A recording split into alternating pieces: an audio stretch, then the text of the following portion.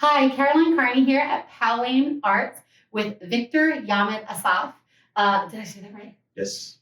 Victor Yamed Assaf. And we are standing with his piece, which will be in our juried show that runs from March 17th through the end of May.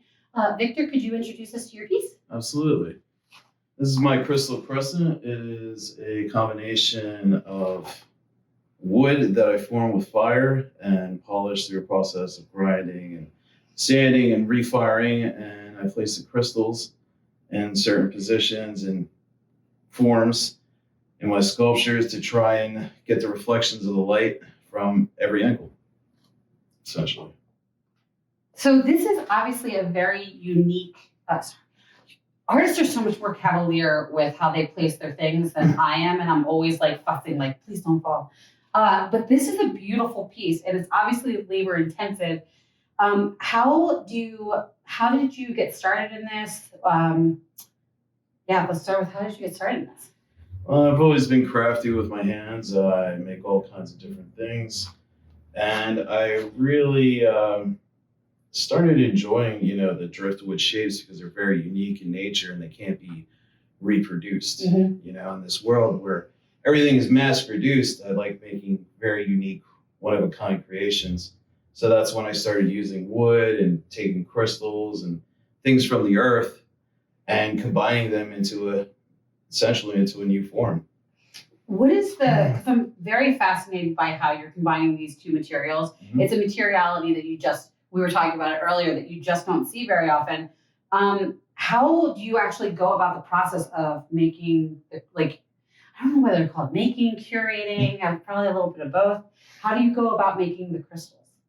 Okay, so the crystals, I either use a resin base or a gelatin based mold, mm-hmm. and then I pour my crystals and then I hand paint each one.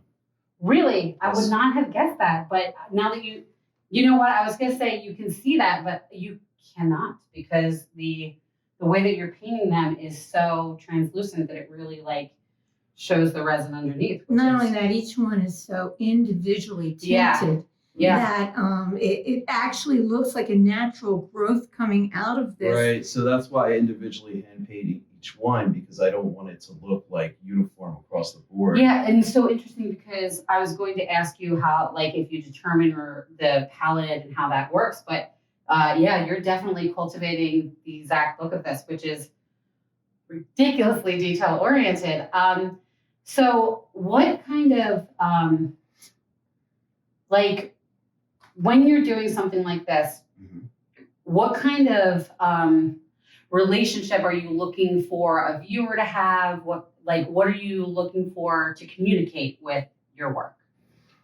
So I started getting into refractions of light because, it's one of the few things that captures somebody's attention, mm-hmm. And art is all about capturing, somebody's attention. Mm-hmm.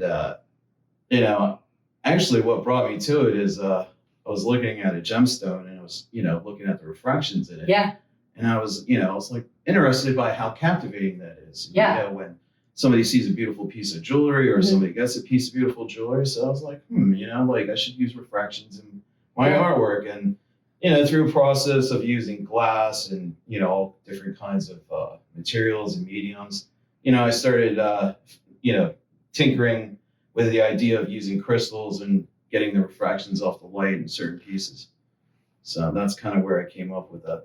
How long have you been doing this specifically? This kind of, I know you said that we were talking earlier about how you do bows and other right. carving and decorative work too.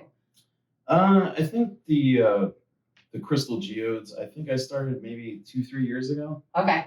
Yeah. I was just curious, I didn't think to ask you that before, but yeah, it's really interesting because it's all you were also talking about how you let the flame kind of help you determine the shape and everything like that. So it's such a nice union of nature and nurture and a kismet meeting of controlled organic materials. Yeah, I let the flame do the work.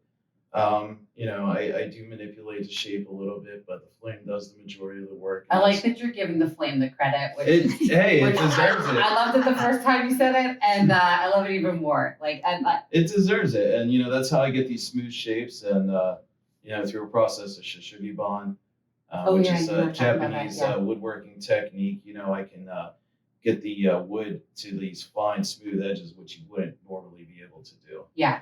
It That's feels really- fabulous in your hands. Yeah, it you does. just want to go over and pick it. I'm pick it not up going to and pick it hold up again because I feel nervous. But it does. It feels and it's so well balanced that I know I shouldn't be worried about it.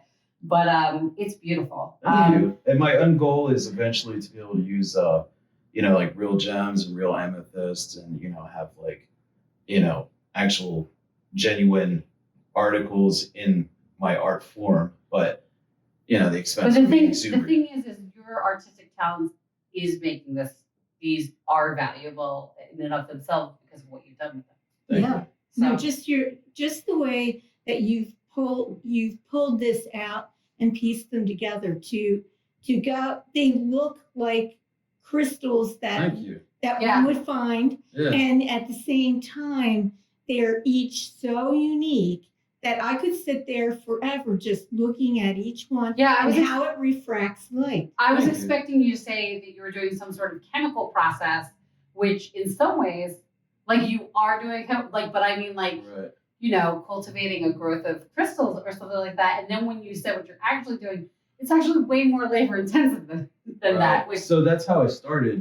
Before even getting into refractions, I was growing crystals on structures, okay, yeah, like borax crystals, Yeah. and salt crystals, and copper sulfate crystals. But I couldn't get them large enough, you Yeah. know. And when I was growing them, they looked too uniform. You know what I mean? And I wanted, yeah, this is really nice. I wanted it to look like it was literally growing inside the wood. So that's why I take the time to hand paint each one. Yeah, that's so beautiful. Well, I also like the dichotomy that it's nature and it looks natural, but you've also manufactured. So we have nature and manufacture at the same time. But they work it's- together. They work together, and then we have the refraction of light. And refraction of light also always speaks of another dimension, more Yeah, time. we were And talking there's a about lot. earlier, like the fourth and fifth dimension and stuff like that. Yeah. So Could you say a little something about how you feel about the idea of the refraction of light and dimensionality? Sure. So, you know, I started off sketching and drawing and doing some painting, and you know, I kind of got bored with it, so I started working into sculpting, and then Yeah. I started getting into woodworking and you know, metal sculptures and stuff like that. And then, you know, I was trying to take it to the next step. So, you know, third dimensions and sculptures, and then I was trying to think of like reflections of light, refractions, and you know, so that's essentially where I'm trying to get to, where it's almost experience rather than yeah, you know, something. it's interactive Right. Yeah. Right. and situational, which is Exactly. so.